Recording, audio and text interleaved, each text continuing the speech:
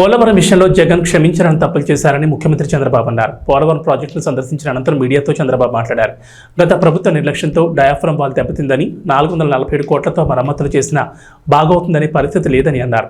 సమాంతరంగా diaphragm wall కడితే 990 కోట్లు ఖర్చు అవుతుందని, పోలవరం విషయంలో జగన్ క్షమించరని తప్పులు చేశారని అన్నారు. మనం ఆ రోజు ఈ యొక్క డయాఫ్రమ్ వాల్ మీరు ఒక్కసారి చూస్తే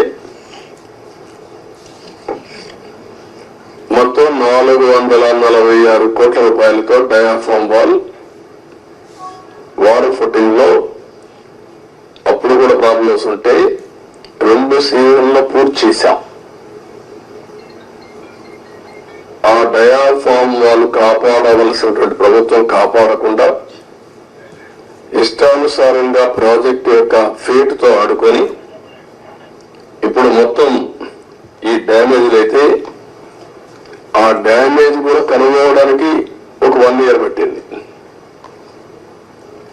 గవర్నమెంట్ ఆఫ్ ఇండియా చాలా సార్లు చాలా స్పష్టంగా మీరు మార్చబడిన అవన్నీ కరెస్పాండెన్స్ రేపే నేను మాట్లాడతాను. ఇప్పుడు నేను డీటెయిల్స్ పోవడం లేదు. బ్రాడ్ గా కాన్సెప్ట్ ఫస్ట్ హ్యాండ్ ఇన్ఫర్మేషన్ ఇక్కడికి వచ్చాను.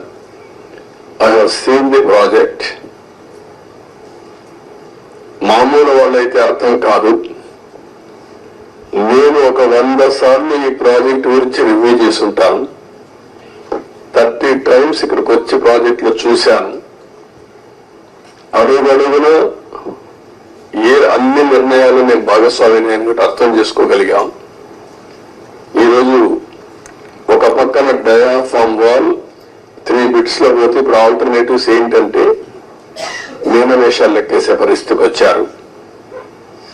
ఇందులో ఆ 2 బిట్లు కానీ ఎక్కడికక్కడ ఒక parallel D wall diaphragm wall బయటికి ఎక్కడ డ్యామేజ్ అయిందో దానికంటే ముందు ఒక ప్యారలల్ గా పెట్టి దాన్ని కవర్ చేస్తే 447 కోట్లు అవుతుంది.